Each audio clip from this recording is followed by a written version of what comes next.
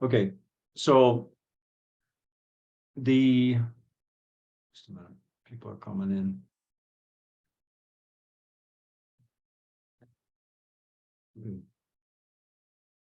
So at this meeting, we're going to uh, have a standardized schedule for the year. So everybody will know way ahead of time what the meetings are. And I sent that in the last email blast that I did.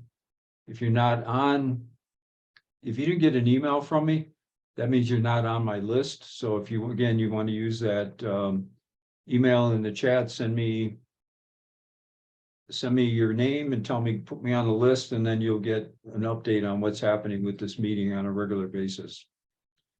But we will have a regular agenda, and it's going to cover all the aspects of being a fractional CFO.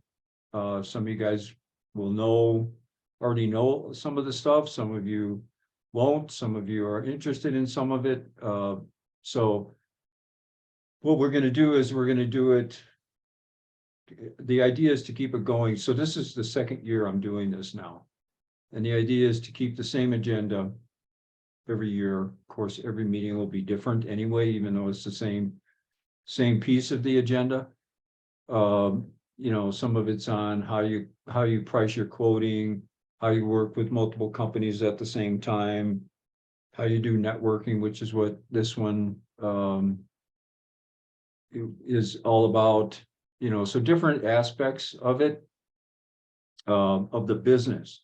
So remember, this meeting for the FANG is all about the fractional CFO business. So really how to work it when you're doing it. Matt Budd has a monthly meeting on fractional CFOs and consulting and all that sort of thing. And his meeting is more, you know, what do you need in the way of website, insurance, you know, basically how do you go out and market yourself? And Matt has, you know, years and years and years of experience marketing consulting type companies and consulting business. And so he shares that. So we're very complimentary with the two groups. And so it's okay to go to both. You will get different opinions, different aspects, different ideas at both meetings. And so that's going to be so that's what this is going to be. Now, the other good news about it is we will be recording all of these meetings. And so, and I have a website. So they will be on my website in a section with all the fractional CFO meetings, and they'll be categorized by topic. And so if you happen to miss one, or you want a crash course in doing fractional work, and you know, you don't want to wait for the whole year cycle and you want it all now, you can go and watch, you know, the whole series of meetings. And I have all the meetings from last year as well. And so those will all be posted on there too. So there will be a complete list of everything we've ever done, you know, because we do get a lot of people that are just kind of starting off and they want to know as much as they can as quickly as possible. Right, Deborah? Yep. And so That's right. yeah, and so that's the whole idea behind this. It's that whole resource of having that all happen. And the other thing is I'm sharing the chair of this with a guy named Mark Blackton. Some of you may have met him on here. And he's got a partner, Brendan. And so both Mark and Brendan will be on the meetings. You know, and they're what they do. So Mark has been a fractional executive for as long as I have, but his is more around valuation. He does do some fractional CFO work as well. So again, it's another perspective. You know, what you're going to get from me is my perspective. You know, this isn't a science. It's you know, basically I'm telling you how I did it running a business. And, you know, and it is a business. So Mark and Brendan will give us a lot of input as well, and they'll give their perspective on it. What they do together is they're partners in another business, and it's relatively inexpensive. So like if you're really serious, if you're working right now and you're serious about someday getting into the fractional business, you'll want to take their courses, and they're really good. And so they run this thing called Freeway to Fractional. And so what they do is they help people that want to be fractional and have, or haven't had a lot of success in fractional, get to the point where they do have success in fractional stuff. So that's kind of how we're putting it all together. And the way that fits into, the third thing I'm doing, so you got Matt's piece, you got my piece here. And then the rest of it is the other piece that I put together is that, and I just started, this will be the first meeting tomorrow, is the financial planning and analysis software. Because if you're fractional, you're going to start to want to think about FP&A software for a couple of reasons. Number one, I invented it and designed it and use it with all my clients, because what used to take me hours and hours and hours, I now can do basically with a push of a button, and I'll show you how that all works, if you ever come to some of the meetings. And so the way those meetings work is every month there's going to be a session number 1, and then every month there'll be a session number 2 and a session number 3. And so they're not the same. So if you say, well, I can't make it tomorrow, but I want to do it in February, the February session will start all over again. And so you'll be able to see it. But the reason that it's important is a couple things. Number one, and I'm offering it to the entire FANG, not just the fractional people, because if you're in transition, might be a good chance that you're going to run into FP&A software where you go. And, just like, back in the day, when I started working, and maybe Ben had the same experience here, but when I started working, the ledgers were manual ledgers, believe it or not. We didn't have computerized ledgers. We had a black book, for every entity. And so, over the course of time, you had to learn what ledgers were, what MRP systems were. And so you had to go through that learning curve, and, and ERP systems.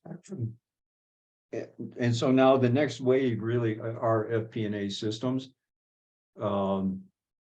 They're starting to put them into some of the big ERP systems. I'm pretty sure, I can't remember the name of it. Workday has bought Adaptive Insights. And so they're making a part of their system. They're all made the same, just like with general ledgers. Now you go to use the general ledger system, and you say to yourself, okay, where's the chart of accounts? Where's accounts payable? Where's AR? You know exactly what you're looking for.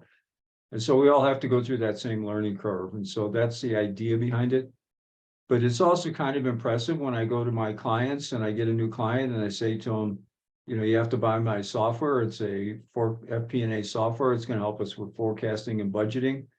They all love it, and it does presentations for me. And so, it's kind of like another differentiator between me and the next fractional CFO.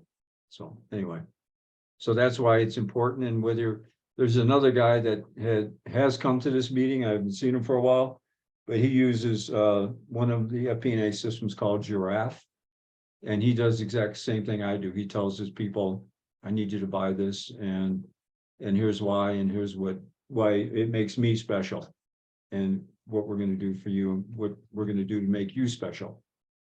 So that's why all that's important.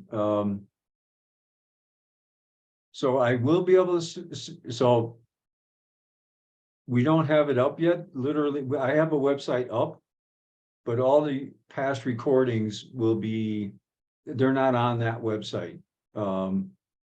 but yes, what I do is I post the ones from before, like I'll post this one when I announce what we're gonna be doing at the next meeting. But we're hopefully by the end of the week, if not by the end of next week, we'll have our new website up, which will have all of these on there and they'll all be categorized on it. So that's all, that's coming soon. Okay. Oh, wait a minute, here's Nancy. Let's see what happens. Nancy's our speaker, so maybe let's see. Yeah, so Frank, make sure you send me an email so I remember to put you on the list. All right. Did Nancy come in? Yes, there she's coming.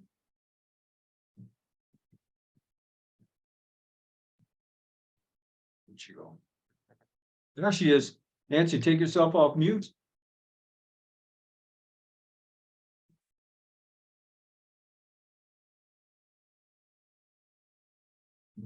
Okay, there it goes. There you go. There you go. I am so sorry, everybody. And actually, my computer had to reboot, so I have to pull up a document. How are you? I'm so sorry. If you don't mind, let me just turn my video off for 1 second. And let me pull it. Well, let me see if I can do this so really fast. So let me just pull this document up. Okay.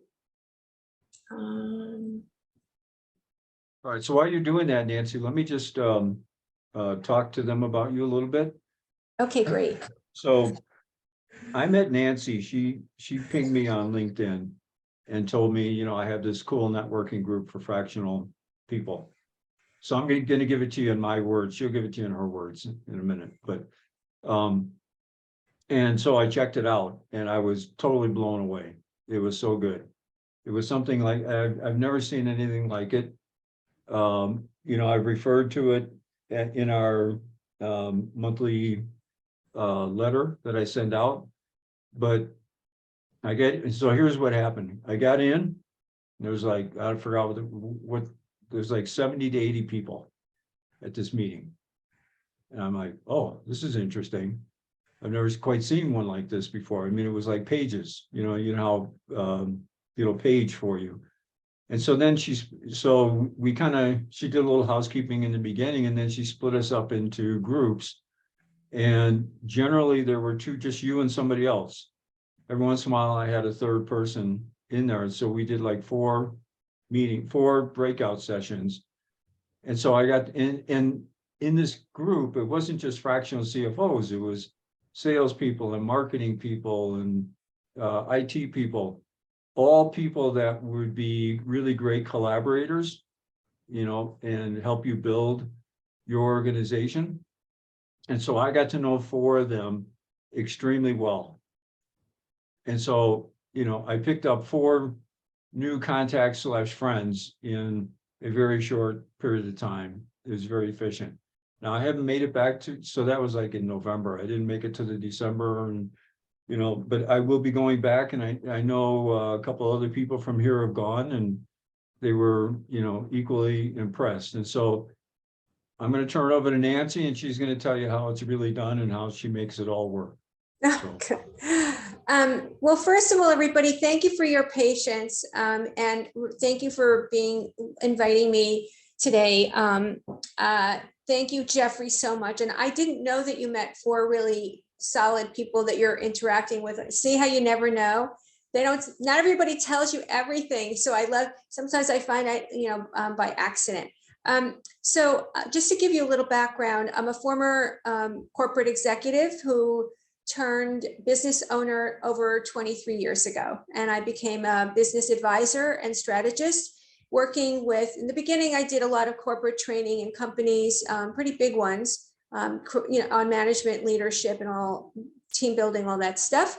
And then eventually I started working with professional service firms, a lot of CPA firms and a lot of law firms on business development. And I started to get really hooked on networking. And that's really sort of a joke because I hated networking my whole career and I didn't know how to do it. And I really started to enjoy it so much. What I really loved about it is that I loved connecting. Like it was like a puzzle to me. Like you put the right people with the right people, and it became really fun to be a connector.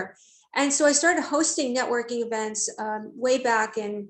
I started doing that back in about 2008 or 9, 7 or 8, somewhere around there. And I did it in New York, live events. When I came to California, networking is very different here, and it's really hard to get around. It just takes forever. And so live networking became still something that I love, but it became more difficult and not as time effective. So I started looking around for ways to optimize my time in my networking. Still working with professional service firms. And I started to realize that online networking was starting to take off. Now, we didn't have Zoom back then. We were working with Skype, and and companies were buying these video conferencing tools, and like they were very wonky and not very good. But we did the best we could, and then eventually we started to have Zoom. So when the pandemic hit, I started looking around for the next niche market that I wanted to work with, and I started to notice that there was this enormous wave moving toward fractional leadership. Now, in the CFO space, fractional CFOs have been around a lot longer than other fractional types. And I know this because my clients were hiring fractional CFOs way back when, and I had a lot of clients who had fractional CFO firms. And then I didn't know this myself, but I became a fractional business development officer for a few firms myself, working with them 2 or 3 days a week. But we didn't call it fractional back then, we called it outsourcing.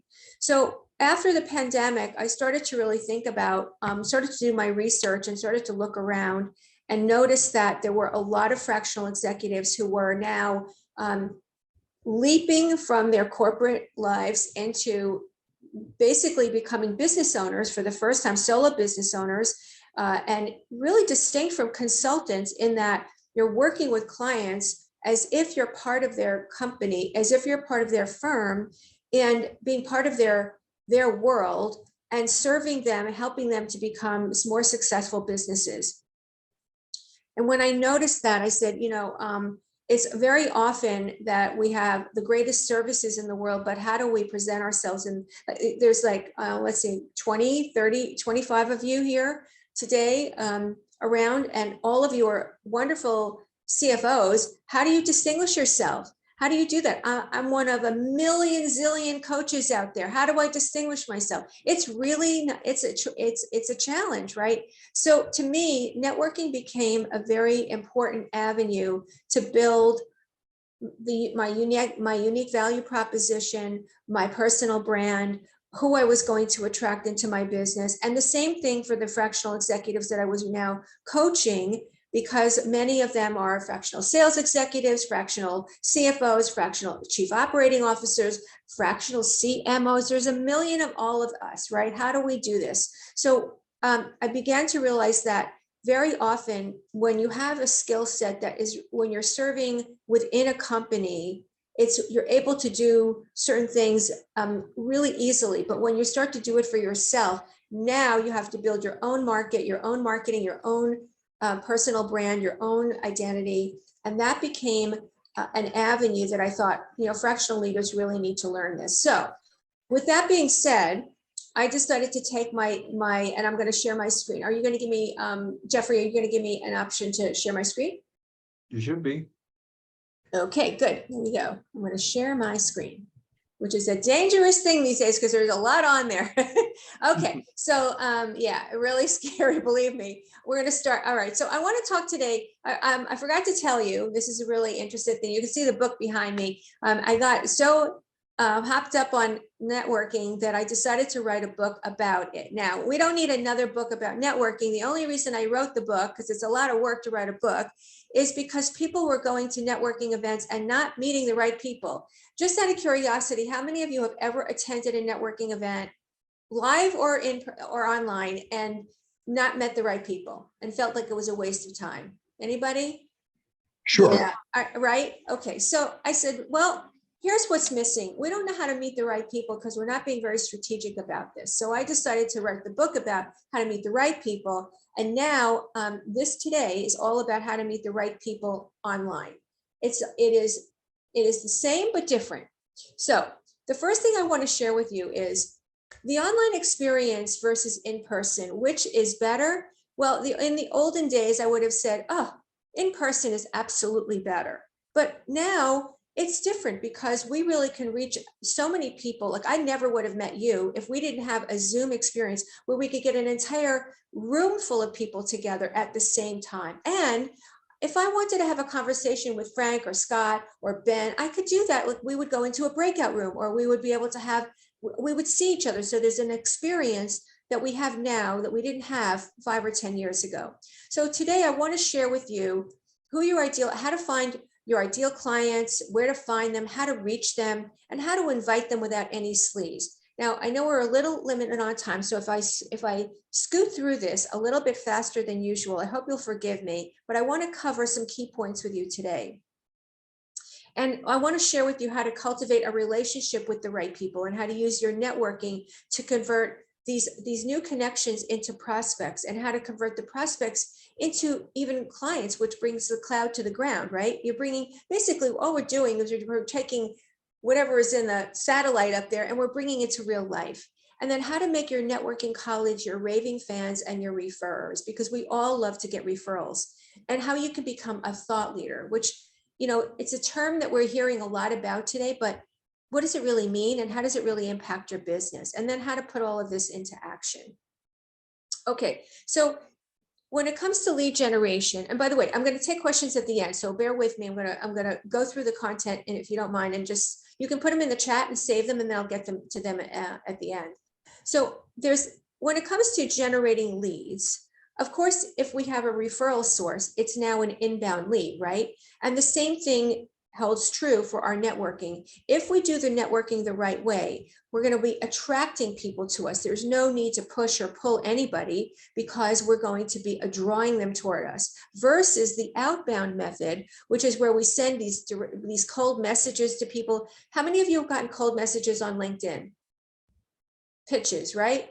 Oh, don't you love them? They're really fun to get, right? Don't you just you immediately click it, you just throw them away. Exactly. And all these people think it's such a great avenue, but it doesn't build a relationship, and it doesn't really elevate their appeal to you. So the power of online networking is pretty amazing. One of my key friends is Kristen McGar, and she's a fractional CSO, sales officer. And I would never have met her if we didn't have online networking, because she's in Hawaii and I'm in Los Angeles, and we became really good colleagues and cross referrers. And now, just to show you that when I started our Fractional Connections networking event that Jeffrey attended, these are all the people that I didn't know back in March, but I met them in April, May, June, July, August, and now this is all of these people, including you, are now in my network, and I'm in your network, and it happens all online. And it's just the most amazing thing, because we're going to feel very connected, it's not a very impersonal experience. It's an unlimited global opportunity. It goes on 24/7. We can really build a deep connection. I can't tell you how many people have referred new people to come to this networking event, including Jeffrey, and how many people have referred people to me because of my online networking, including on LinkedIn. The access is unmatched. There's no more gatekeeper. If you want to get through to your ideal client, to your business owner, you can get right through, because everybody's on LinkedIn. Everybody is online networking today. And we can reach greater numbers of decision makers than ever before. So how do we meet your ideal connections? Because the truth is, not all networking is created equal. You don't want to meet everybody. It isn't about how many people you know. It's about meeting the right people. You don't want to meet everybody in your business, in the SMBs that you want to work with. You want to be meeting the business owners, or the CEOs, or the founders. That's who's going to hire you. Or maybe it might be the chief operating officer if there's a full-time one. But for the most part, you want to be connecting with the most direct connection in the company. And so now this is where it gets really very interesting from a marketing and strategy standpoint. It's really, from my standpoint and in my experience, and this happened way before I ever started my business, I really learned early on that if you define your niche, you're going to have a much easier time of building your network your targeted network, and you're going to have a much easier and an easier trajectory to building a pipeline of clients. When you know who your ideal people are and you know your niche, it's much faster. A lot of people feel, when I speak to many fractionals, they tell me they're generalists. And I think that that's the thinking, is that you're going to have more opportunity if you're general and you cover more turf. But in truth, if you start to really narrow into your ideal population, you'll actually get more business faster. So who is your ideal client? What is your ideal client profile? What niche industry are they in? Sometimes a niche can be an industry. Sometimes it can be by demographics. In other words, are they married? Are they single? Are they living in certain geographical areas? What are the critical characteristics? Are they selling their company? Are they just launching a company? Are they looking for funding? So all of these factors go into the decision about who your ideal client profile is all about. What parameters do you want to set for your geographical boundaries? Is it nationwide? Is it international? Some companies actually want to be doing business in the United States. And if you have knowledge about how to enter the US as a CFO, it's a great opportunity for you, right? And this is the big one, guys. What are their migraine headaches? Now, when I ask you to tell me what the migraine headaches of your ideal clients are, very often you're going to be giving me their problems, but they're not the real migraines. So if, for example, if somebody is sort of struggling with getting their tax work together, that's a little bit of it's a minor headache. But if they are now about to get audited, or if they are about to lose their funding because their financials are in a complete and utter mess, that's a whole migraine. That's a migraine headache. And most of the people that I speak with have not really identified the migraine headaches. When you identify migraine headaches, you now can speak your client's language. And when you speak their language and they know that you get them, that is when they are drawn to you. Remember, inbound lead generation. It's essential if you want to maximize your online networking, time and effort. And after all, time and effort is everything to us.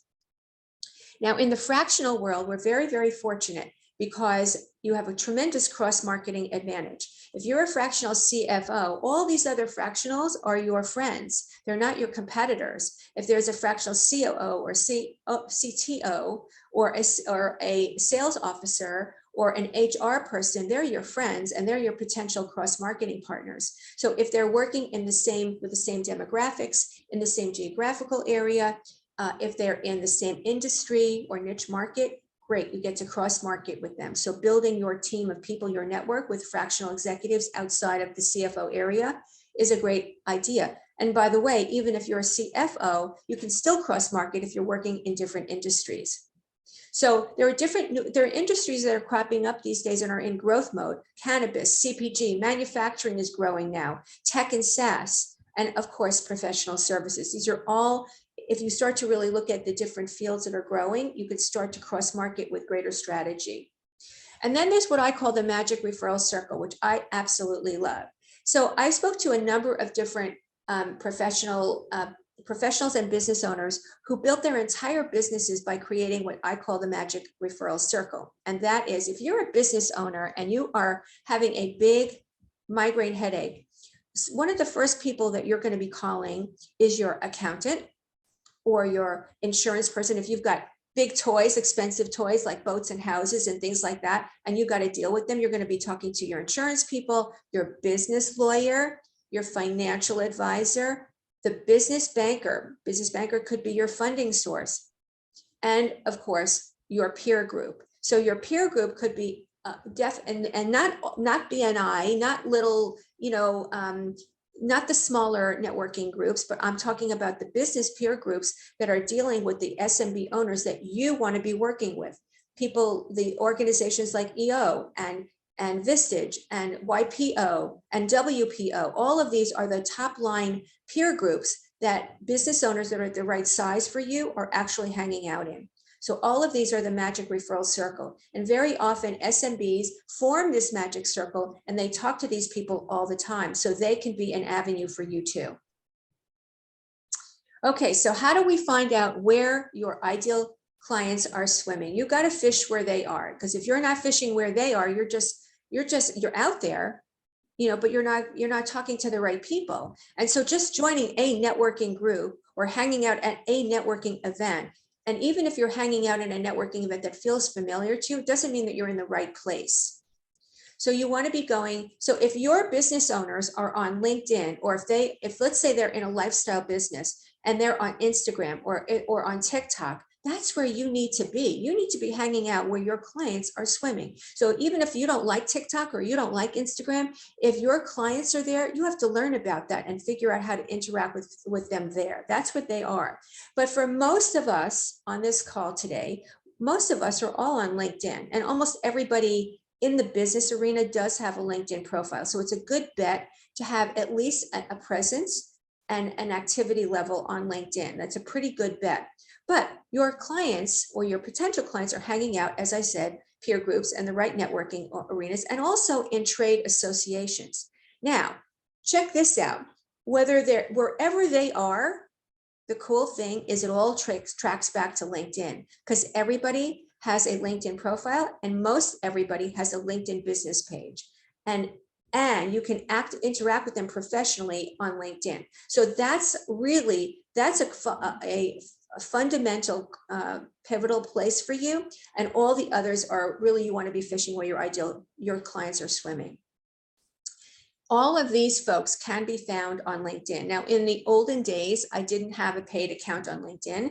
I just figured, well, you can really pretty much search almost everybody for free on LinkedIn. And you can search, but it's so much easier when you have Sales Navigator if you know who your niche market is. If you don't care, if you are a generalist, you can do some general searching and it will take you longer and it will be a little more laborious, but you can find them. But Sales Navigator really makes it very targeted. And I like to optimize my time, and I think you probably do too. All of your folks can be found on LinkedIn, and all of them can be more easily found through Sales Navigator. Now, I've done I actually built I started to build my fractional connections relationships through Sales Navigator by doing a search on LinkedIn. And guess what I found? There are 56,000 fractional executives listed on LinkedIn today. 56,000. I don't need to meet 56,000, but I know who they are, and I know how I can find them. Doesn't mean I reached out and wrote to every one of them. It doesn't even mean that I reached out and wrote to any of them that way, but I now could know who they are. I can find private equity people, by the way, and they can be a conduit for you as well. I can reach SaaS founders. I can reach on the entrepreneurs organization if I want to find out who's in the organization, because I mentioned that peer group before. So all of these are found. If I want to be in the food and beverage arena, I can find them. And every month, LinkedIn Sales Navigator is updating how many new ones are coming into their, that are identifying themselves on LinkedIn. It's an amazing tool. So it's worth $99 a month if you want to do some targeted searching. And just to show you, I did a little search on fractional CFOs, and you can see that I can find B2B firms and I can find B2C individuals on LinkedIn through Sales Navigator. And there were over 1,000 results. I don't need to meet 1,000 of them, but I now know who they are, and I can find them and I can connect with them, and I can even email them through Sales Navigator. It doesn't mean that I would. It means I know who they are and I know how to find them and I know how to learn about their businesses.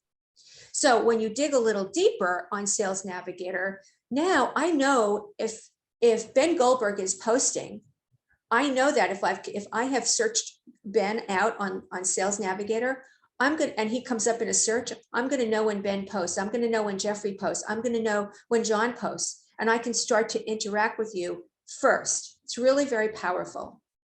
And I also want you to know that I can not only look at someone's profile, and you can see that John Mullane happens to be a senior executive in the cannabis industry. Not much on his profile. He hasn't done much on there, but I can backtrack his company page and see a lot that's going on, because a lot of firms and a lot of companies are posting a lot of what they're doing and all of their news on their company page. So I now know that he has 3 employees. I can sort of get a sense of how big he is or how small he is, and I can learn a lot from his company page. So all of this background information allows us, and this is the wonderful thing, nobody wants to be hit cold, right? but now we can open up a warm conversation with people because we know a little background about them. And how we do that, I'll give you an example. Joey Zotto is a very interesting business owner. He started from scratch and he bootstrapped his video business, which was really suffering for several years until he hit on an idea about how to scale his business. And it started to grow and it started to grow and it started to grow. And I was intrigued by, he started writing about on LinkedIn, he started posting about his growth story. And I was really intrigued by it. I said, gee, he's a really interesting business owner. Maybe I'd like to invite him to attend one of our networking events. So Joey and I started interacting, and this is how I got him to, he never would have connected with me because he's in the UK and I'm a fractional executive coach. And what would he actually have to do with me, right? Well, Joey started posting about his journey. And then he wrote something on LinkedIn about how he just crossed 100,000 followers on TikTok, right? So I wrote to him and I said, hey, congratulations on the milestone. That's my next move. And that's when he connected with me. That's when he accepted my invitation. We started dialoguing. I actually became a client of videos because it's a really good product. But more importantly, he actually let me interview him. So I never would have been able to connect with him as a decision maker if I hadn't warmed up the conversation. And here's a little script that I use. I've been following your posts on LinkedIn and learning a lot about you and your company. And then of course I might embellish it and say, hey, I loved your story. This is what I loved about it. Would you like to connect? That's when they accept your connection request. Up until then, when you send people links to your website, when you send people links to your pamphlets, when you send people links to stuff to attend, they don't want to talk to you. They don't know you. And as soon as you send a link, you are turning them off. Send them, warm them up, follow their posts, learn a little bit about them, develop a conversation in their posting, in their comment section, share about that, and then they'll want to connect with you. So there are 3 steps to the warming up process. Once you start warming up and you connect with people, then they will be willing to, number 1, take a networking meeting with you. That's the first step in turning your online networking into real results. First, and that's how Jeffrey and I met, right? Jeffrey, we sort of danced around each other for a while, and then we had a networking event. And then when we had a conversation, then it turned into an invitation, right? But it was first just a networking meeting, getting to know what Jeffrey, I found out that Jeffrey had 3 businesses. I didn't know he had 3 businesses. So it became a get to know you and only get to know you. And there was no pitching. Then the next step is getting somebody's email address and maybe inviting them to something or sharing, inviting them to download something from you. And that allows you to send them your newsletter if you have one. But let me share with you how I did it. So the first, instead of having a newsletter to invite people to our email list, and now we have an email list of it went from 0 to about 1,400 in several months. It's not a huge list, but 1,400 from 0 and all targeted is really powerful. And here's what's even better. I used to have a list of 9,000 people on my email list, 9,000, but my open rate was like 12%. It was terrible, awful, because they weren't targeted. Now, when I send an email out to people, I get a 70% or an 80% open rate because people know what I'm up to and what I'm about, and it relates to them. So the first thing we did was we started inviting people to our networking event. And when they signed up for the networking event, they went on our master list. We still didn't send them newsletters or anything like that. We just built our relationship. We built credibility. And that's how we started to do it. Now, as of January 1st, I just for the first time sent out a newsletter to this list, which is called The Boost. And if you want to, you can sign up for it, but you don't have to. I'm just saying I now send once a week, I send out a newsletter, but it took several months to warm people up and to get to know me. Steve Whittle, who is a fractional CSO and a former client of mine, he does have a newsletter, and his newsletter is posted on LinkedIn, and he calls it the scorecard. And so what he did is he posted on his LinkedIn profile, which is a live link, and all of you can have a live link to something. It's a call to action that you can have. Everybody can have it, but he sends them to his newsletter. I personally recommend that instead of sending them to your LinkedIn newsletter, that you send them to your email bank newsletter, and so that you have their email addresses. But he sends them to his online newsletter, and he gets subscribers on LinkedIn. I personally recommend having them in your personal email list because you own your email list and LinkedIn owns your subscribers. So I would rather be in control. That's my recommendation, but you still have a list going.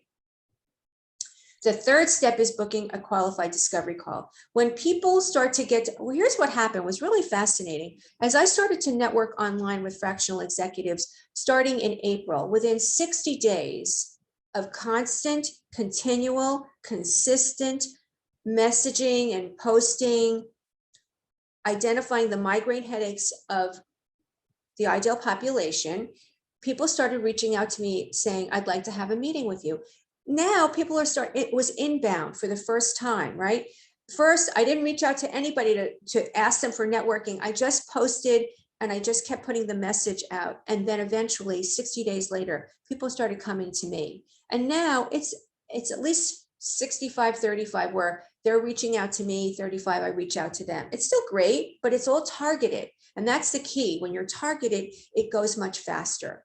When people book a discovery call with me now, 85% of the time they're ready to go to work. They're not just dancing over, they're not kicking tires. They're the right people. You want people who are qualified. So step one, networking meeting. Step two, get their email address. And step three, you're getting qualified discovery calls booked all through your online networking. Now, let me just explain a little bit about how this online networking actually transforms into people who want to speak with you. And it has to do with the concept of becoming a thought leader. A thought leader is all about having the ideal prospects seeing you in a particular light. Now, all of you on this call have immense, vast, and deep expertise in finance. All of you. You have years and years and years of working in companies. All of you have decades of proven track records. How do you distinguish yourself? All of you have this. How do you distinguish yourself? You have to create an area of your expertise that has nothing to do with 23 or 24 or 25 years of experience. Nobody cares how many years of experience you have. They care about what you have for them. They want to know, what are you going to help them accomplish? Your case studies, your examples, your stories of what you have done that specifically turn things around for clients. That matters to them. And the reason I know this is because I've interviewed these SMBs to say, what made you hire a fractional executive?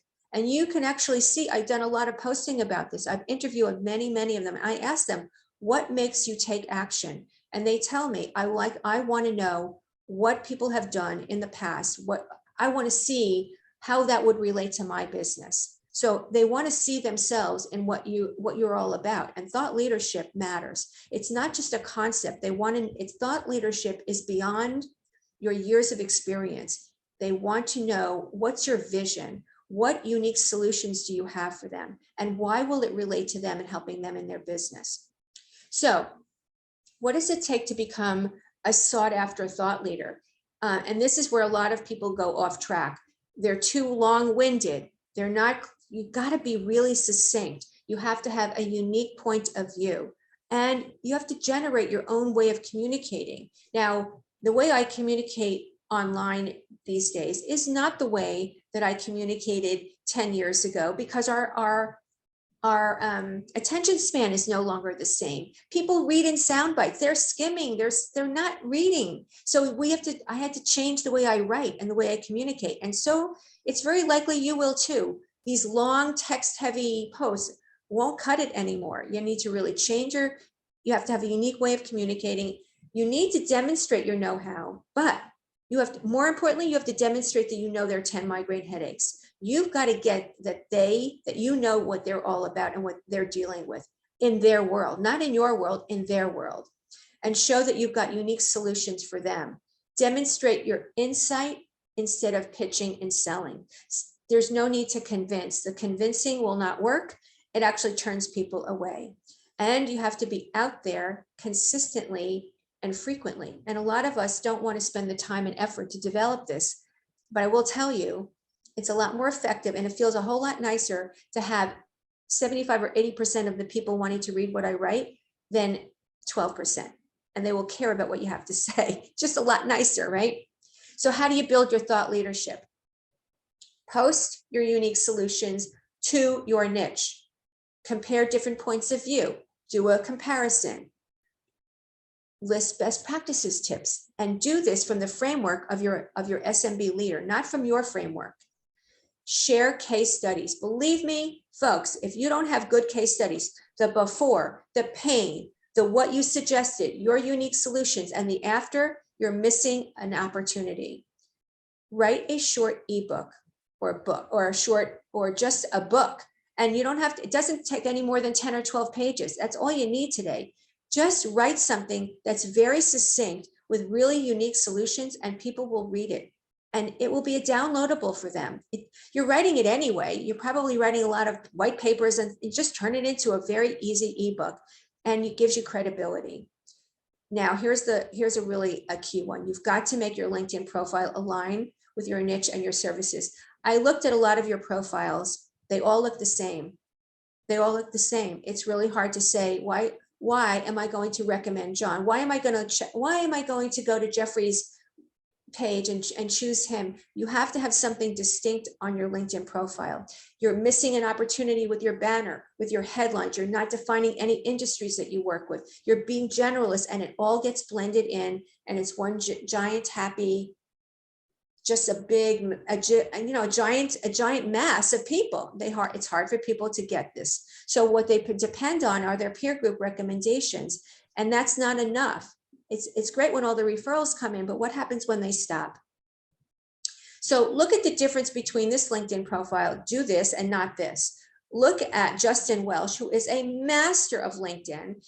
It's very succinct. It's not a lot of mess. It's very clear. He helps people become LinkedIn creators. That's his jam. And John Bunnell over there, the Chief Financial Officer, well, that tells you exactly how active he is on LinkedIn and how much he's really trying to get business or getting opportunities on LinkedIn. Huge opportunity missed. Huge opportunity. Okay, so now what do we really do to bring the cloud to the ground?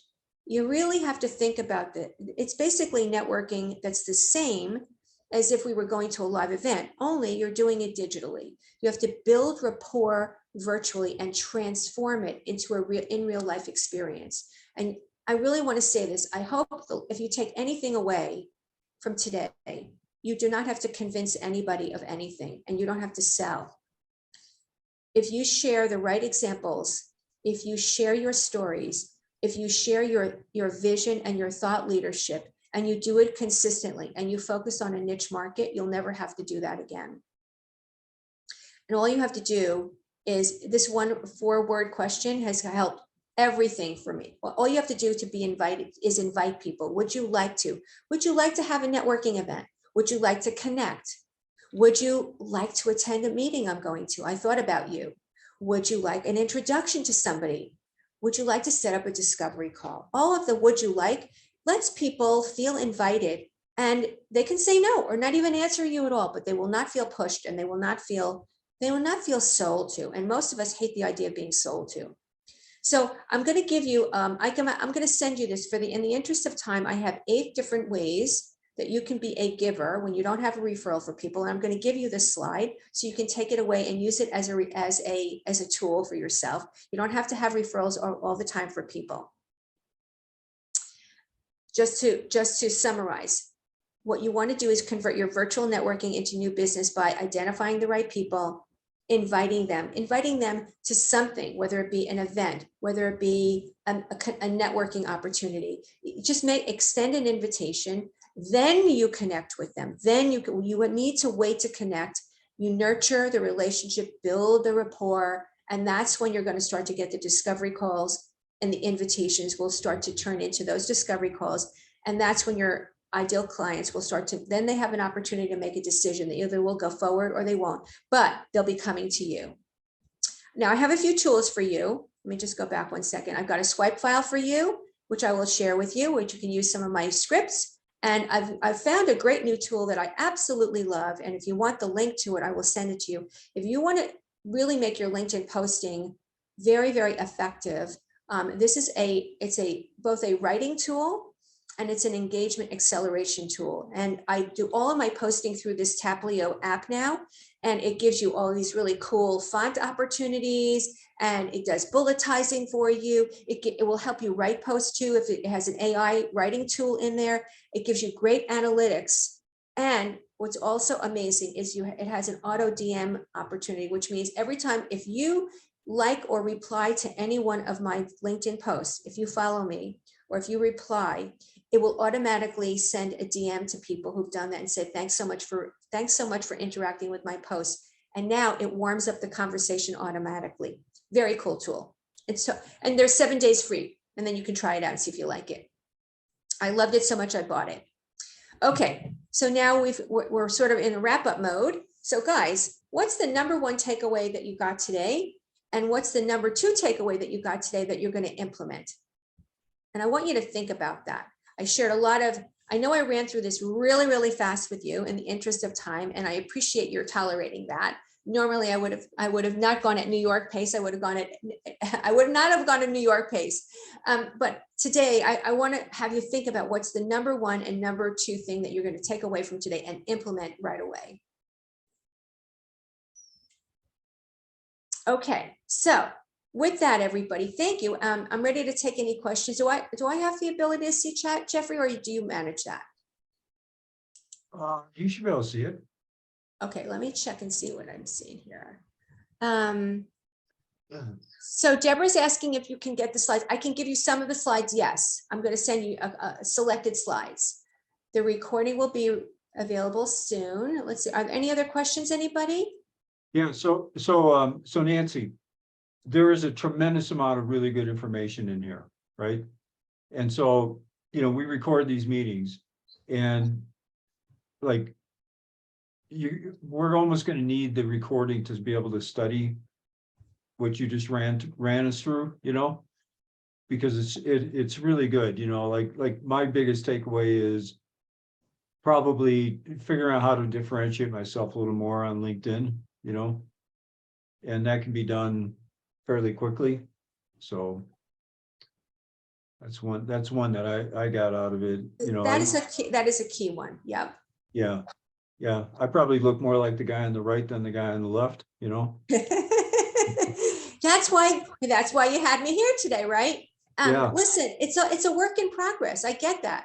We're all a work in progress, all of us. Well, also, this is the financial side of the world. And so we tend to think of ourselves more, less artsy and less marketing and sales and more, structured. And so, we have to probably start to lean into LinkedIn a little better. And that's why, everybody's not great at everything. So if you're great in the finance area and other people are great in marketing, that's why you need marketing specialists to help you develop this, right? I mean, I'm not going into a company and solving their financial issues. I mean, understand them, but I'm not going to be their solution provider. You are. Yep. So Deborah's asking, once you target the people you want and see what they're going through, do you have templates on the warm introductions? I believe they're going to be in the swipe file for you. Yes. The answer is yes. You will get them. But I want to just say, even though I'm going to give you these templates, you want to make them, you want to personalize them, of course. You don't want them to be, you want to, each one will take a little personal piece of it, and you'll tweak it for each person. So you'll have the basic template. So do you have a, what's your method of distribution, or what do you want it to be? I'm sorry. Oh, so I will send them all to, I will send the select slides to you, Jeffrey, and you can distribute them to your folks. Now, if anybody wants to reach me or want to learn more about what else we've got going on in Fractional Connections, you can reach me here. And you can also go here to learn more, because we've got lots of stuff going on. We have an entire community for fractional executives that we launched on December 14th, and it's already growing really rapidly. And just after today, guess what we're doing today in our community? We're doing an entire training for our private members on personal branding. So that's what we're getting there's a lot of training and development in there, as well as cross marketing and networking and cross referrals. So let me just give you this, and this is where you can learn more about the community. Yeah, great. Okay, and I would love your feedback, folks. If you liked what you saw today, if you really felt that it was beneficial, I would certainly love you to comment on it on LinkedIn. It would be great. I'd love to hear about that. And and if you want to, I invite you all, if you are posting on LinkedIn, tag me at Nancy Fox, at Nancy Fox Fractional. Let me give you my LinkedIn. This is how you would find me, because there are a bunch of Nancy Foxes. That's how you'll find me on LinkedIn. Make sure you tag me, because I will spread the word when you post. Cool. And thank you so much for having me today and for your patience for me getting online. I'm sorry that it was such a hassle for you, but I really appreciate you having me. Yeah, well, we appreciate you being here. And I know you have a hard stop here.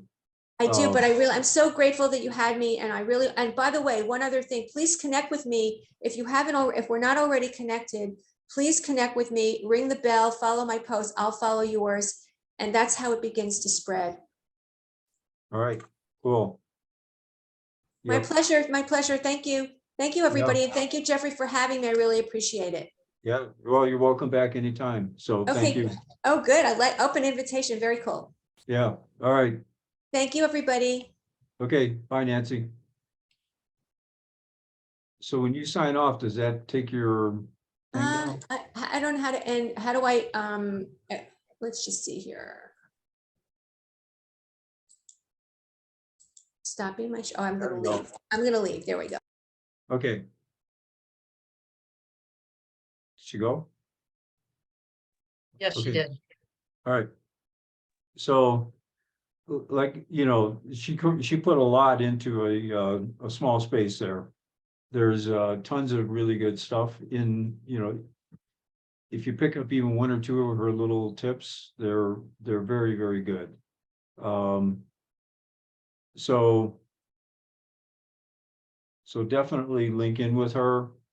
Go to her website that she put in here. Where'd it go? What'd you do with all that stuff? There they are. Yeah, go to her website and get signed up for her networking meeting. It's free. The networking meeting is free.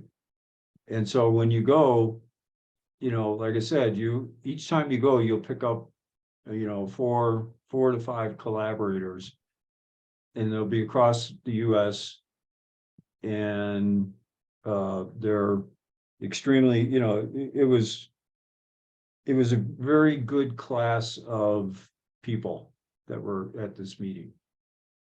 So I don't know, does anybody else from here, have you got anybody else been to that meeting? Okay, yeah, but it's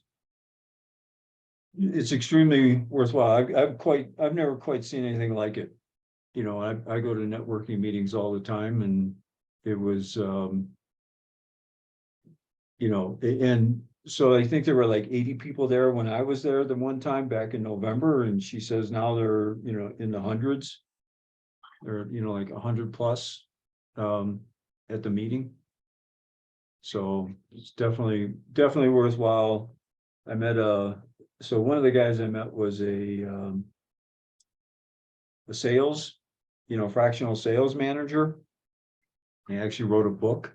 So I've been reading his book, but he definitely, he's in the small, you know, he's in the market that we want to be in, which is anywhere from maybe say 1 million to 20 million. That's his world. That everybody there was in that world. Everybody there had 3 or 4 clients, maybe more. So, you know, they were true fractional people. And even if even if you didn't never collaborate with them, you know, every time I talk to a fractional person, regardless of whether they're financial, you know, sales, marketing, or whatever, I pick up something. And so, you know, it's really good to do that sort of thing. Okay. Jeff, some great content. I mean, she really had some good stuff that you can use, because you don't want to be the person that's pesky. You want to be effective, and you Yeah. want to grow your business. You don't want to be the one they delete right away. And by looking at their company information, looking at what they're going through, I think that's a much better approach. Just saying, hey, I noticed this, you know, I'd like to tell you what I did when I had something similar, be it a system implementation or what, but no, she had some good content there. I liked it. Yeah, exactly. Yep, I agree. So anyway, what are we doing the next meeting? It's just a minute.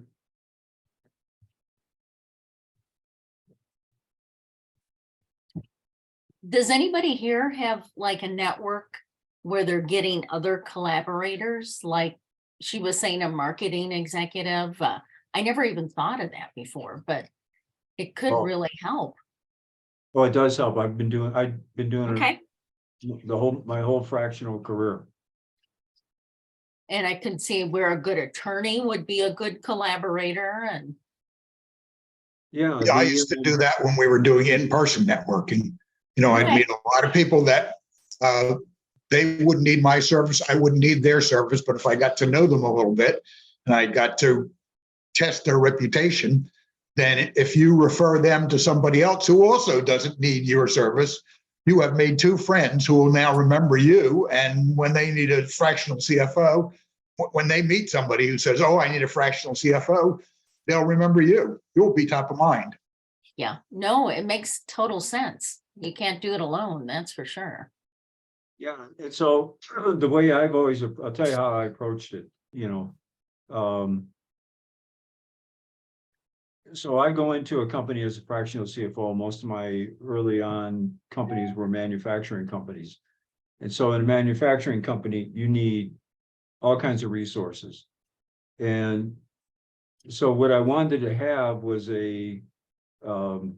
basically a Rolodex, showing my age here, but a Rolodex of resources that I could use at the companies that I was the fractional CFO at. And the idea behind it was I go in and I'm the fractional CFO, and now I bring them a freight guy, and now I bring them, you know, they need a labor attorney. Now I bring them a labor attorney. They need a patent attorney. I bring them one. So basically I've vetted all these people for them. And so, you know, once they have these business problems, you know, I just say, oh, here, they need a sales manager here. You want to talk to Jeff? He's a friend of mine, Jeff Davies, but you know, and so that was always my strategy. And so when you're networking with somebody that's a lawyer and they're a patent attorney, you can get to know them a little better and say, yeah, well, I deal in manufacturing, you know, they're using patent attorneys all the time. Let's talk about how good you are, you know, well, you don't say it that way, obviously, but you know, what you bring to the table that's different than everybody else. Mhm. So you're networking with them, and you're not saying, look, if you find me clients, I'll find you clients, you know. Instead, you're kind of leading with, well, you know, let me talk, you know, let me know who you are so I can talk to you with my people. And I got lots of business that way, and I gave lots of business that way.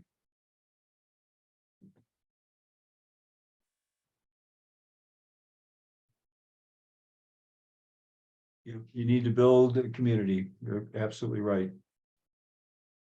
So And that's, you know, Jeff, I say that because networking can be seen as transactional, and that you expect something because you've met somebody, you know, over rubber chicken dinner. The community is people, just as some of the things you've just described, Jeff, about you'll make referrals and whatnot, and it can come back to you. It's a very different concept, and you have to keep a community going, and you can use some of these tools that are out there. I don't think LinkedIn is the be all end all. No. And I disagree that everybody's on it. Everybody is not, or if they do, their profile is like 15 years old. So it's a combination of things that you have to do, because I do believe you need to be a speaker. I do believe, you know, maybe you're quoted in an article, you know, or something. There's a mix, but that mix is different for everybody. So this is the challenge, that people pitch stuff to you and they like say, this is the way. It's kind of like Weight Watchers. Everyone's like, okay, this is the way and you'll lose weight. Well, your way will probably be slightly different than most, but here are some tools in which you can do to build that community to sustain a business. Yep, exactly. I'm picky. Great So- point. So Valerie, do you do any speaking? Yes. Over now almost 2 years ago, I set out to create what I called a speaking circuit. And I focused on, okay, through the whole, you know, whole community building networking, to find all of these professional organizations, because there's no easy list to find some of these things. And you've got to then find the people who are even the leading the program scheduling, right? Because that's actually the person to know, because they're always looking for speakers. And then you can build then a reputation, and then they refer you to stuff. So my goal, it's not always hit it, but that during what I call speaking season, from September to about May, that hopefully I'm speaking most every month. Oh, nice. And that then you have a couple presentations then that you've created that then you can cycle and do, and then maybe, or else you keep refreshing it. So I always have a couple of things, and then, but every 6 months I'm inspired to do something new. Might be because of an organization I've come across. But that I think is even more powerful. But, you know, of course, I do post on LinkedIn and I use LinkedIn. I know there is the pitch for Sales Navigator. My company, we do use it. I'd say most of you don't need it, because you don't need access to all 855 million people on the platform. I doubt it. And if you're not if you're not maxing out on using the stuff, whether it's free or you've got your, you buy whatever the first step or two of LinkedIn, that's a lot of money for Sales Navigator. I mean, that's for one seat, it's like $1,200, $1,500 a year. Yeah. It's not an inexpensive thing. Yeah, so I have another company that I'm just getting going. It's a software company, a different one. And so I was talking to these like fractionals, marketing and sales people. So I've been doing a little circuit doing that. And this one guy, he gets on, he's a fractional marketing kind of person. And he was on Sales Navigator. And he goes, all right, well, what's the industry? I said, well, it's renewable energy, it's community solar. And he searches it. He goes, oh, there's 48,000 people. I said, all right, so what am I supposed to do with that? You know? And so there's filters that I'm not saying it's a very interesting tool. Don't get me wrong. But I know Mary mentioned, you can, contact people through direct message, because you can go across everybody when you use Sales Navigator. I would say you don't want to do that, because it's two separate mailboxes on LinkedIn, which people don't know. You've got your mailbox for your personal profile, and then there is a mailbox for your use of Sales Navigator. The two do not meet. Mhm. And that's a pain. So I think it depends how sophisticated you are and to where you get. Again, it can be a great solution. I'm not trying to say disparaging remarks. I'm going to say, probably, if I had a guess, for most people here, it's way too early. I would say, don't even worry about posting. Comment on other people's stuff. But who are the 10 people you want to meet? Who are the 10 to 20 companies you're trying to build a relationship with? keep it real. You might be changing that list, but it's not hundreds. Who can track that? Who can keep track of that? It's impossible. Yeah. But commenting is really the way to go to do that. And then if you get inspired to do the posting stuff, there's all kinds of stuff there. But I'd say keep it easy, because everyone here, most of them are like, we're solo people. I mean, how many hours in the day can you do all this? You can't, or even a couple minutes a week.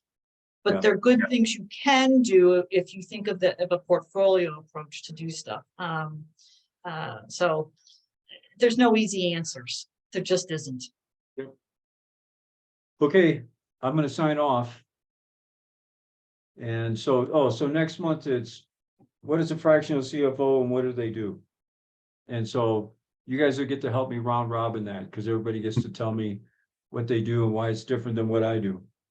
All right, so anyway, I will see you next month. Thank you, Jeff. Thank you very much, Jeff, and nice seeing everyone. Same here. All right, take it easy. Okay. Bye. bye. Take care.